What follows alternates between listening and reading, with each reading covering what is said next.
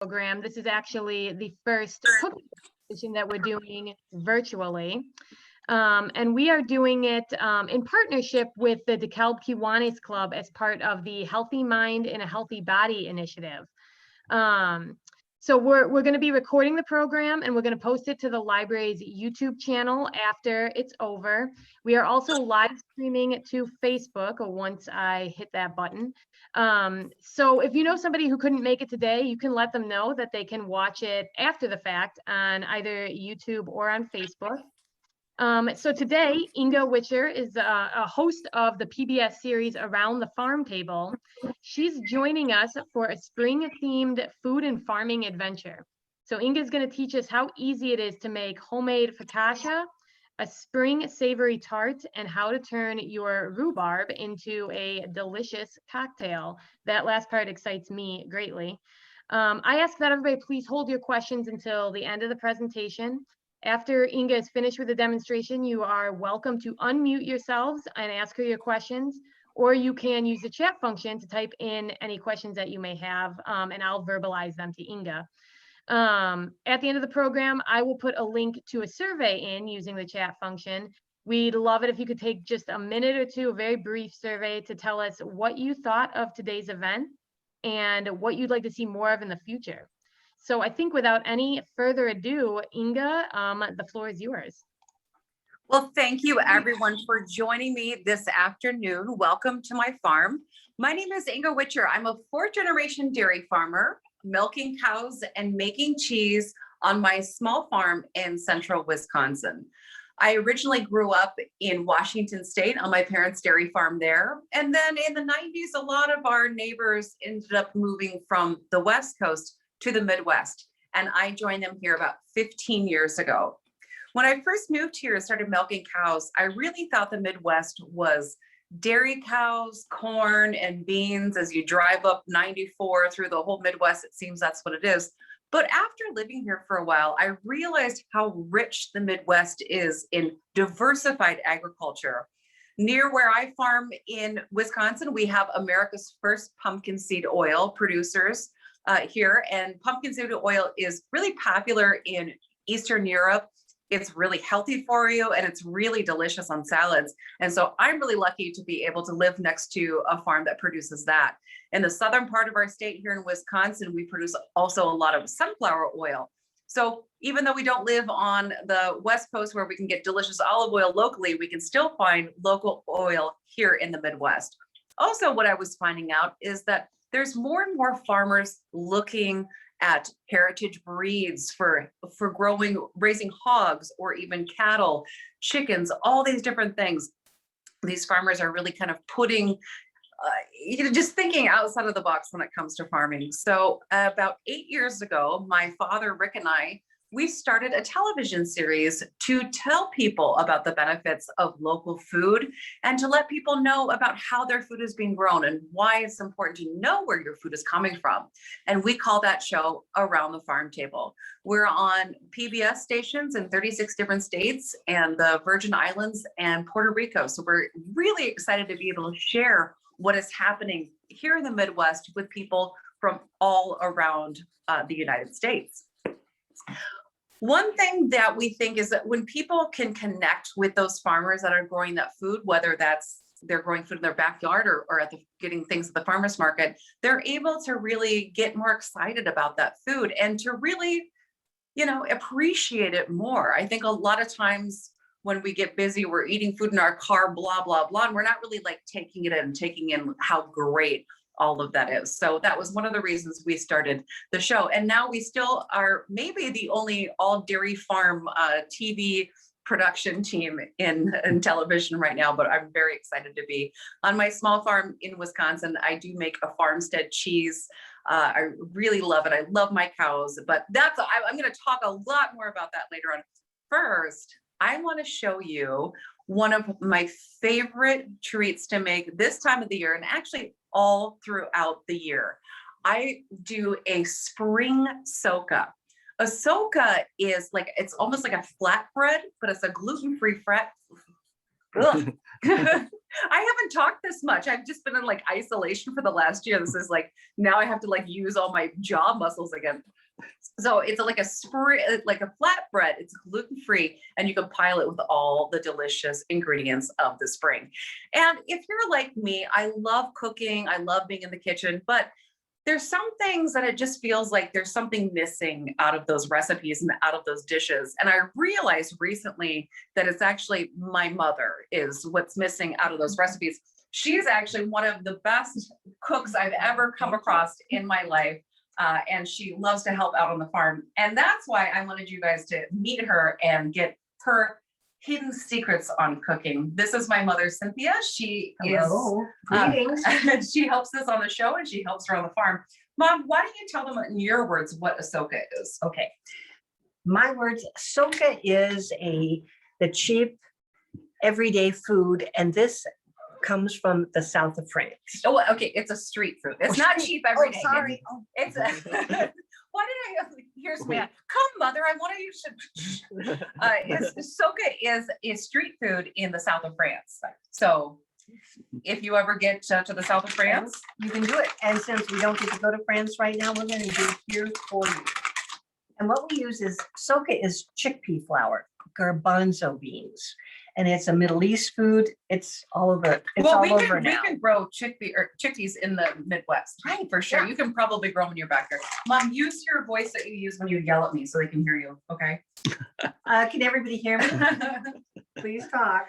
So this is a really simple batter. This is a really simple way of cooking. We're going to use 1 cup of the chickpea flour, also called why can't I not pronounce anything today? Garbanzo beans. Garbanzo.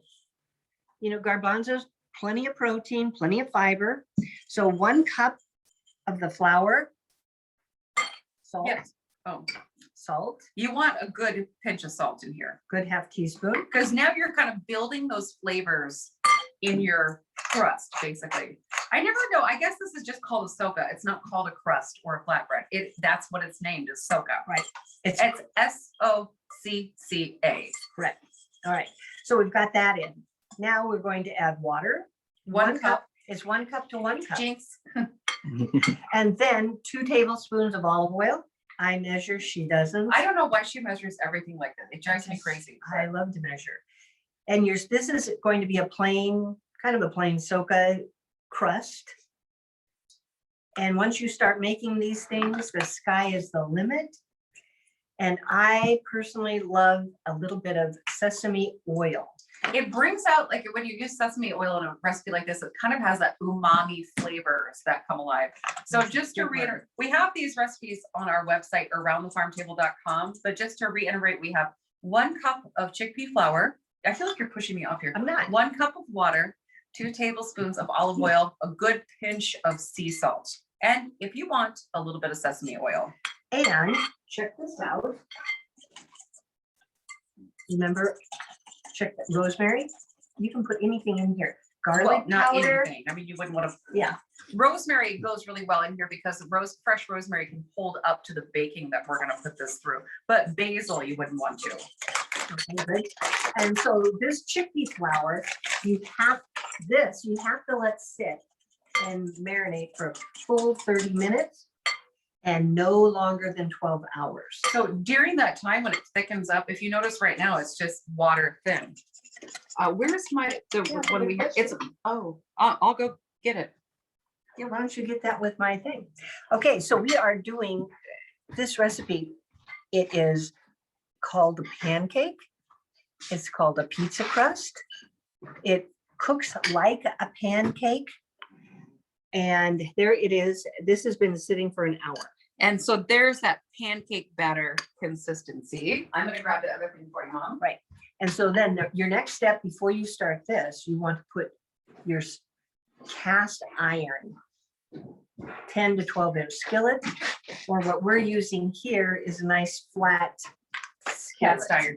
When you're cooking your Ahsoka, you need a cast iron skillet. So if you don't have one, you can find them at a thrift store or garage sale. They're great for everything. So if you don't have one yet, this is something that's you need in your kitchen. If your kids are going off to college or whatever, get them a cast iron skillet because they'll use it for the rest of their life. So this has been heating up in the oven now for, A half an yeah, hour don't at turn it least. on it. It's 450 degrees, 2 tablespoons of your olive oil. Okay. And then I'm just gonna take the pan and shift that olive oil around so it really coats the bottom. You do the pouring, Mom. Okay, I'll pour. And I- now listen for the sizzle, you'll hear it. They call this the sizzle reel. All right, now, my directions say to put that back in the oven for 15 minutes. And what I do at home is I will just put this under the broiler for 10 minutes because I like it when it has that little bit of char from the broiler. So to each their own. What I realized is that my mother will do the opposite of anything that I do and vice versa. All right, I'm You're gonna gonna take that and put pop this it in, in. talk about the toppings. All right, and so toppings.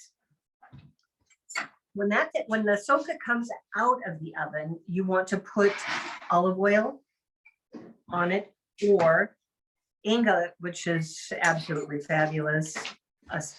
This is pesto that we made last summer and it's frozen. Here's a soka that we did a little bit ago so that it could cool down. And I'm gonna let you do that and I'm gonna start tossing. So soka, either plain olive oil with salt, cut that up as an appetizer, fabulous. Soka with pesto, Even better. and you can take, you did it for me one time. You had some leftover chicken. So she shredded it up, put the pesto, put the chicken on, put it back in the oven for that 5 minutes. You can use it like, it's sort of your blank canvas for you to decide how you want to use it. And it's great for putting like my mom said, leftover chicken on or some other chickpea salad you can even put on top. You can just, the possibilities are endless. It's endless. But what I like to do is I like to use a pesto. Last summer, so if you're planting your garden now, this is a great time to be planting. I always plant a lot of basil. Basil grows really well with tomatoes. I practice companion planting in my garden. So there's certain plants that really like growing with each other. And there's some plants that don't like growing with each other. The rule of thumb is if it goes together, it grows together. Tomatoes and basil go perfectly together on the plate, on a pizza, on anything. And that means they grow really well together. They sort of help each other out and they keep different insects away that the tomatoes don't like, the basil will keep them away. They're best friends. So during the summertime, I make a lot of pesto and I freeze it in a muffin tin. After it freezes in that muffin tin, I'll pop that out and put it in a gallon Ziploc baggie that goes in my freezer for the whole winter. This is the last of the pesto from the summertime, so I can't wait till we can start planting in the garden again. And so today we are. This fine. My dad's on the camera. He just about had a heart attack right now. But this is why we made one in advance. We weren't burning our hands. They weren't searing right to the pan. So I personally love a green salad type dressing to top my. For your topping, for your my spring topping. topping. So I am taking fresh arugula from the store. And arugula can grow year round with bright conditions outside. If you're not living in the The four Midwest. season Oh, gardener. right. Well, yeah. But Okay. arugula is one of those things that you can be planted. Arugula likes cool seasons. So I like to plant it in the spring and then again in August. If it's planted in the summertime, I find it just goes right to seed. It'll just bolt. So now I'm getting ready to start planting my lettuces for those cool seasons. So I'll plant my arugula, which is actually, I believe, classified as an herb. It has that beautiful peppery flavor to it. It's really versatile. I can actually make it into a pesto as well as with a basil. Yeah. And it's just more of a punch. I like my food to punch me in the face. I like those really strong flavors. And garlic scapes. You use garlic scapes. I all use the garlic time, and they're scapes. growing now. If you're not familiar with garlic scapes are part of the garlic plant will send up a flower. They'll send up like this sort of just a stalk that comes up from the garlic when it's being planted. And it comes up from hardneck varieties of garlic. You have to cut off that garlic scape in order to send the energy of the plant back down to the root, to the bulb where you're going to want your garlic. So then you can use those garlic scapes that you'll probably be seeing at the farmer's market soon in Right. stir fries, in pestos, and it just has a really beautiful garlic flavor. And a little goes a long way. Yeah. If you buy it, a little goes a long way. So Yeah. yeah, so springtime, this is a springtime spinach, all your springtime I'm planting a lot of vegetables are great. spinach here too, just so you know. So my favorite ingredients to add to this is our cheese that we make on our farm. What I told you before, we do a farmstead cheddar cheese. So farmstead means that all the cows are milked on our farm. The cheese is being made on our farm. Everything happens right there on the farm. So I'm actually the one who milks the cows, and then my dad and I make the cheese together. I like being able to be a part of that process, from deciding where the cows are going to be grazing at that day to making sure they're being milked correctly and treated correctly too. I really love my girls, is what I call them. And then making sure that we're making our cheese with the highest quality milk we possibly can. And then my dad will be in the creamery waiting for me to send the milk over to him. And then I join him after I get all cleaned up in my creamery clothes, and then we will make cheese together. We do a raw milk cheese. So we age that cheese for a minimum of 90 days, 3 months, and then we can start developing those flavors. We actually want to age it for about a year, because what happens when this cheese ages, it takes on more character and more this beautiful sort of traditional sharp cheddar flavors. So you'll see that our cheese, we don't add any color to it. This was a cheese that was made in May, right before we put the cows out on pasture. It's not as rich in color as some of our summer cheeses are. The thing about our farmstead cheese is that each batch is a slightly different, depending on what the cows were eating, depending on the season, where they were at in their lactation. That's why I love this cheese, is each batch is a little bit different than the batch before. The other thing I'm really proud of that we do on our farm is rotational grazing. We fence out pieces of our land for the wildlife, for the foxes, for the bunnies, for all the insects and all the wildlife that really need a place to thrive. Without some of these insects and these different pollinators, we really lose life. We need all these different species and all the different varieties of bugs and bees and everything like that to sustain life on Earth. And so I'm really excited that as a farmer, I not only take care of my animals, but I really need to think about taking care of that environment around me.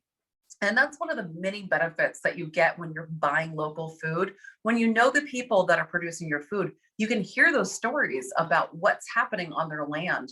And I think it's a different experience when you're able to purchase food at a farmer's market or directly from a farm and get to know that person. It's a different eating experience. It's most of the time a lot healthier food for you, a lot healthier food for the environment. And I think it just tastes really wonderful.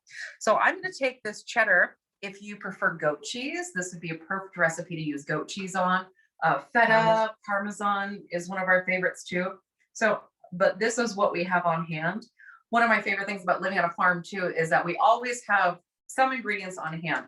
After the long winter, our chickens are now laying eggs like bonkers. You know, they're just going nuts. They must know Easter's just around the corner. So we can have our own eggs, we can have our own cheese, and we even raise a lot of our own meat. So I feel very, I have to remind myself of that sometimes when it's like 40 below zero and nothing's working outside. I'm like, but one day we'll have eggs and I don't have to go to the grocery store. I just try to stay positive. So I'm going to put a good layer of cheese down here. And say if you had meat and you wanted to heat it up just a hair, you could now pop it back in the broiler for Just to warm, yeah, if just you have to warm. pre-cooked some kind of meat. It's all I would just- pre-cooked. Yeah. But this would be nice to put like some charcuterie, like some prosciutto or, you know, different things would be really nice on this. Okay, I got a little itch on my, All right, so now I'm going to toss this to make like a salad. Making your own dressing, olive oil goes in. I'm gonna Deb, can you toss it get up, this? toss that up, and then you can either choose a lemon or a vinegar. Today I chose a vinegar, and I'm going to hit it with some salt and pepper. A little bit of salt. Toss that up. Now here's where you get creative and you just add anything you want. Slices of red onion. You know, like right on here. It's just so perfect. This is kind of like one of those recipes where what you have on hand, but I always stock some of these things specifically for making my soka. I love a Kalamata olive for the soka because of that saltiness of it. The briny bits, it really kind of adds something. Right? Fresh tomatoes are already nice for color because when you're eating, you're eating with all of your senses, your smell, your taste, and your eyesight. So you always want to make it very pretty. My mom was talking a little bit earlier about making the salad dressing. Salad dressing is one of those things that's so easy to make. We should be all making our own salad dressing because to buy it, there can be a lot of preservatives and additives and all these different things in there that our bodies really don't need and we don't need. And it's very simple to make with just a little bit of, I do my salad dressing with vinegar, like a balsamic or a red wine, a little bit of mustard, like a grainy mustard, and then some olive oil. That's it. It takes 2 seconds to do it. And you use your whisk and you put it in a jar, you shake it, it's ready to go. Right. And I'm gonna throw on plenty of parsley. I have it. Always use your parsley. Parsley is great for you. Some of those like herbs like parsley, if you're growing them in your garden or on your back porch, like parsley, for example, is full of iron. It's really good. Vitamin C. There's all kinds of, these herbs have a purpose other than just a little, little garnish on your plate. They're really, really healthy for you. So we should be incorporating these into our diet as much as possible. Yeah. So, and now it's ready to serve. So I'm putting this on Sorry, right now, and you make it kind of as pretty as you can. Appetizingly wonderful. I think it looks so pretty. It's really easy to make. So we put it right on here. Yeah. Do you want to get it? Look at that. See, it's like a little personal pizza. Quite easy to make. And I went to the store, just to FYI. I got the garbanzo flour, and then they had another one, garbanzo / fava. Don't buy that one. Can you show them so we get ours? We do use fava. Yeah. And it's just, it's just nice to have around. That's why, and also it's gluten-free. So if you're cooking for someone or if you have someone in your household or yourself that is sensitive to gluten, this is a great way to still feel like my husband calls these healthy pizzas when I make them at home. So it's still a way you can feel like you're having the crust without having all just the white flour. So, all right, well, let's kick things up a notch. I want to make you guys my favorite cocktail.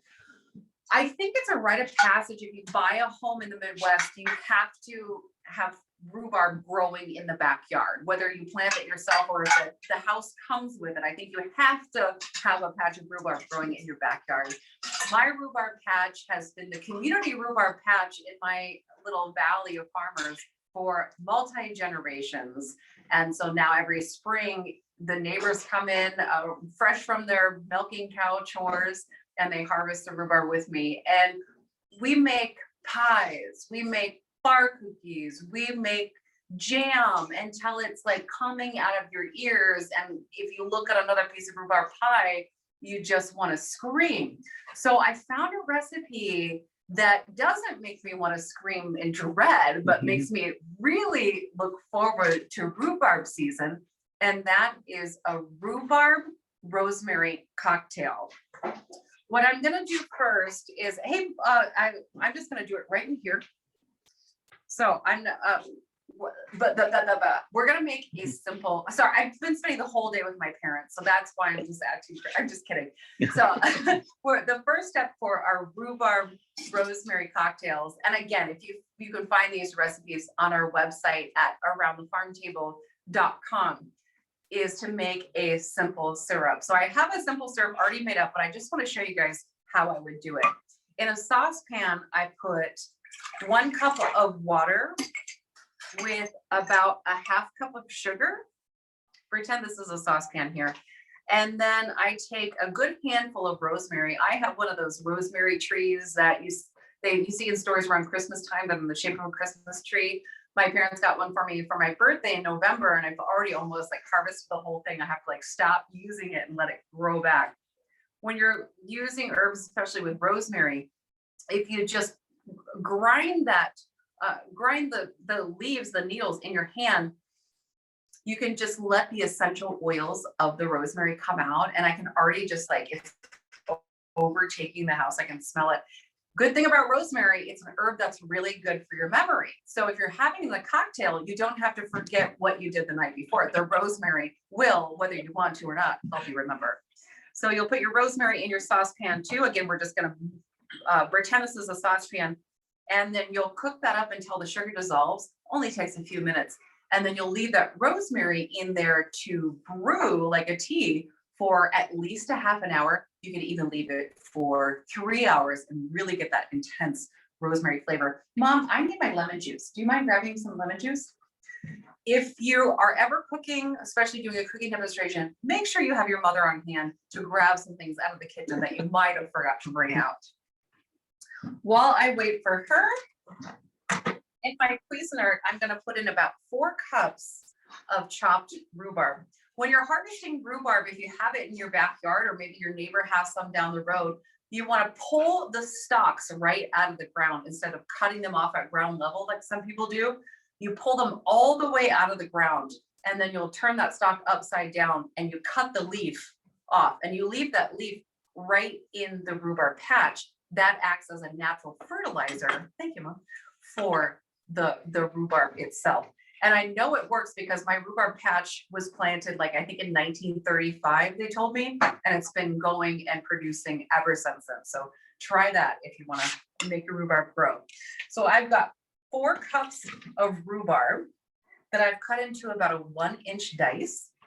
And then I'm going to add 1/3 of a cup of sugar on top of the rhubarb. Because when you're cooking, when you're doing anything with rhubarb, you need at least 4.5 truckloads of sugar to make it really taste nice, right? And then I'm gonna do a nice squeeze of lemon juice. Lemon will help bring out some of those, brighten it up a little bit and bring out some of those flavors. Oh, that's good. Now it's starting to smell like spring in our house. And then I'm just going to puree this with a touch of water. I might not even need that. All right.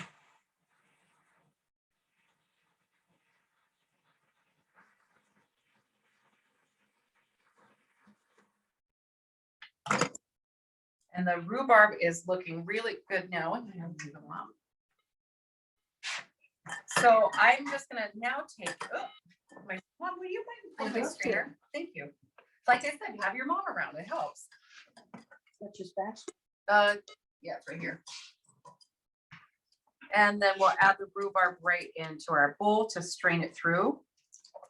If you'd like, if you have the time, you can put this mixture back in the fridge and let it all come together for about an hour. That way the sugars can kind of get into the rhubarb a little bit more and bring out more of that juice.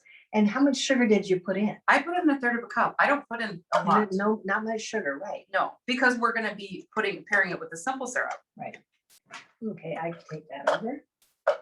Give you, here, Mom, take my dirty dishes. And then with the back of a spoon, you're gonna push on that rhubarb to get as much of that juice out as you can. I really enjoy making this recipe because depending on what part of the rhubarb stalk you're cutting, sometimes I have some rhubarb stalks that are a little bit green still. And so it adds a little bit different color in my final puree, which I think maybe my life is boring, but I just think that's the most exciting thing that's ever happened. But I love this pink color of the rhubarb. It's that definite rhubarb red. And now I'm just going to add this rhubarb puree to my mixer, and I hope I don't get it on the ground. There we go. I can feel my mom kind of hovering behind me, ready to yell at me if I spill it all over the place. And then I'm going to add a cup of the rosemary simple syrup. It's really nice. The herbalness of the rosemary really pairs lovely with the rhubarb. And then I'm not going to judge you on how much vodka you add to this. You can add as much or as little as you want. This is actually just water. I still have to milk cows tonight. So you could also add some white rum, some, anything you have on here. I mean, probably gin would probably work, but again, I'm not gonna judge you, and you have to see what you like. And then we garnish it with a little bit of rosemary. And this is a really nice cocktail. What, are you okay, Dan? I'm doing Get me right here. What's that? Technical difficulty. Let's see. Okay. Are we back now? Yeah, I'm sorry. Sorry about that. So, and this is a great cocktail to use as a batch cocktail. If you're, maybe this spring, we can start having people over again. It's a nice thing to just have whipped up in the fridge. And then you can make individual cocktails as you go along. Or you, like I said, you could just have water with it as well. So you can make it a mocktail or a cocktail. But I love having it on hand throughout the spring. Alrighty. For our last recipe, I started doing COVID baking like a lot of other people and experimenting with different breads to do. Here in the Midwest, we have a lot of small farmers growing their own crops for making their own brands of flour, all-purpose flour, but they're making it, they're harvesting it right there on the farm, which I really love. So I've been having fun playing around with different flours. And one thing that I realized that was so easy to make is a focaccia. Mom, would you mind getting me a cup and a third of hot water so that I can start proofing my yeast? Thank you very much. So focaccias, I don't know if you guys have been seeing like on Instagram or Facebook where they've been dressing focaccias up with like different onions or peppers or different kind of fun things. So I started making focaccia almost every day. It's what I find is you want to eat it the day it's made. That's when it tastes the best. It dries out a little bit if you leave it for too long, but I'm okay. I have chickens, so I can throw anything that, my day old bread just goes right to the chickens. Or I just sneak it into my husband's lunchbox and then he has to eat it because he doesn't have another choice. Homemaking bread is so nice and rewarding too. It's nice to teach kids how to make bread. It's one of those things that you can get your hands dirty, get into the all the dough and really have fun with it. They're gonna get flour all over the kitchen, but it's okay because these experiences will really help the kids grow up. I think, because this is the way I grew up, to be able to be more conscious about what we're eating, how it's being grown. It's so important, I believe, that we know where our food is coming from. And now with spring coming up, we have a lot of different places we can be getting local food from your local food co-op, of course, growing it in your backyard, which would be absolutely the best. If you have a local CSA, which is a community supported agriculture, and with a CSA, you buy into that farm in the beginning of the year. So you'll pay for all of your vegetables at the beginning of the year. And then throughout the year, you get a box full of all the different vegetables that farm grows on the farm. It's kind of a fun way to experiment with eating new different types of vegetables and kind of getting out of your comfort zone with some of those different squashes that you might have to use up, et cetera, et cetera. But Mom, where are you with that water? I don't know why she's sitting here like 4.5 hours, like get water. Okay, sorry. Hot water. Okay. So the first thing we're gonna do is I'm gonna proof my yeast. So I've got a cup and a quarter of water, a cup and a third, I think. And then one yeast packet, which is two and a quarter tablespoons of teaspoons, sorry, of yeast. That's why I bring you along, to keep me honest here. And then 2 tablespoons of sugar. The yeast is gonna eat the sugar. So you need to have that sugar in there to really liven up the yeast. I put everything on top of my hot water and then I just fluff it all up to mix it in. This is the way my mom taught me to do it when I was a kid. That's the right way. Because that's the right way to. I was trying to teach my husband Chance how to. We were like, back I guess a year ago. Stop. We'll let it sit now. TJ's a teacher here.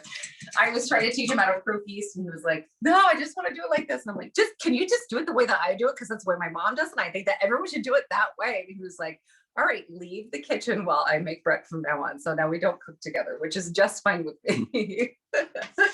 All right, so you want to let your yeast sit and proof for about 5 minutes. You'll know it's being active when it starts to bubble up and kind of get a little bit of a foam on the top of it. And then I'm going to add well, I'm gonna add a good pinch of salt to my 3.5 cups of flour. And then I'm gonna add in my proofed yeast with the water and a few tablespoons of olive oil. And, What is I need my good? fork. Oh, there it is. And then, a quarter of a cup of olive oil, sorry. Quarter cup of olive oil. And we mix this all together. And this is where it kind of gets fun, where you can kind of, I'm gonna get a flour all over everything. But this is where it gets fun, where you can do it with your hands. And it can really irritate your mother if you're doing it on her living room floor. And I can just tell she's really trying to keep it together, but so it gets really shaggy at first. And then you're just going to keep kneading it. And while you knead it, those glutens are going to start working together.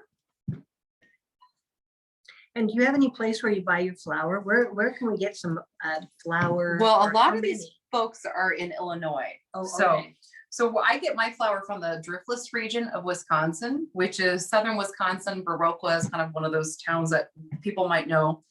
And in Madison, Wisconsin, which is about 2.5 hours from us, that's where we can find our local flour. And if you're looking for local flour in your area of Illinois, I suggest starting at the food co-ops. They could probably suggest someone. Also visiting your local farmers markets is where you can find a lot of those people that you're gonna make a part of your food journey. Right. Okay, so once this all comes together and it's nice and elastic and it's been worked enough, then you're gonna let that rise for about an hour and it's gonna double in size. And then once it's doubled in size, you'll take it out and you'll put it on a cookie sheet, let that rise again for a half hour. And now is the other fun part. We're gonna poke the holes into the focaccia. And I'm just gonna use my index finger. And this is something you can have kids be doing with you. Right. Well, look at, we're doing it together. Even though I'm not a kid anymore, I still feel like a kid. But with this is just, we're trying to space them out just evenly. And it's just like, there's something about just putting your fingers in dough, which is just fun, no matter how old you are. And then Mom, I'm gonna ask you to really cover the top of this with the olive oil. Because olive oil is like one of the main ingredients besides the flour. The focaccia is really olive oil and. And we have used the Driftless sunflower oil. Right. And a lot of people will ask me, like, what kind of olive oil do you get? I try to get as good as quality as I can afford at that time.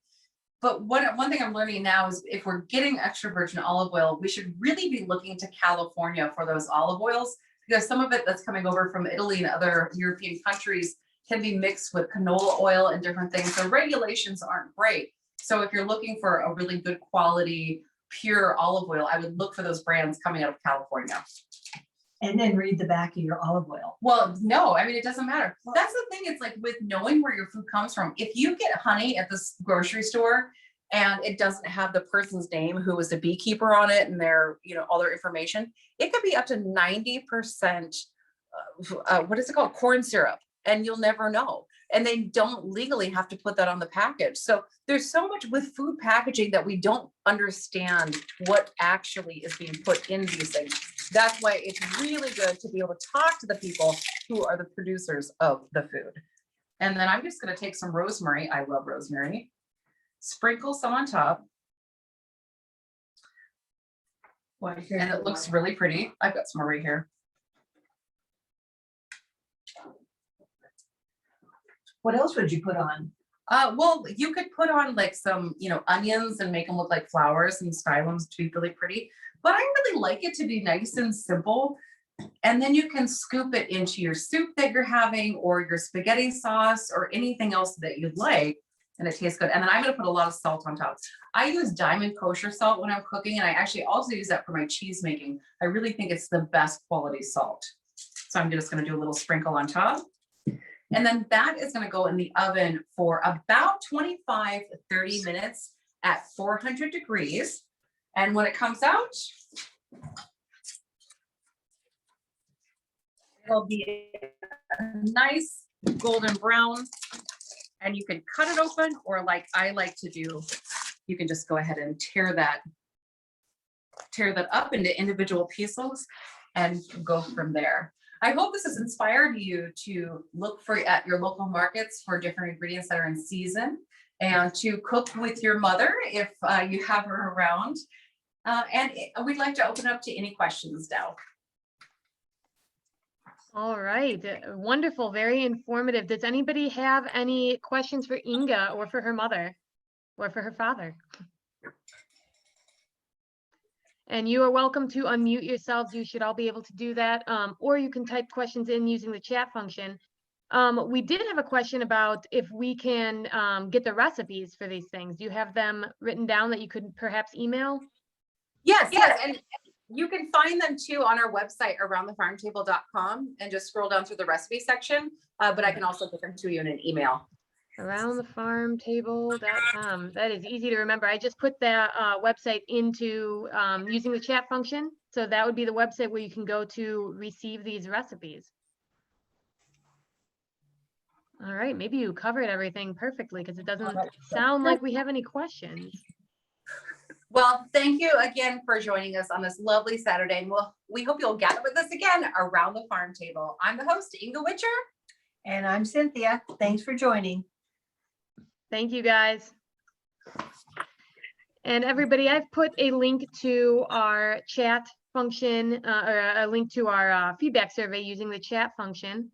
So if you just want to let us know how much you enjoyed today's program, if you have any comments or suggestions for what we can do better, feel free to click on that link. And it's a very brief survey, and let us know how we did.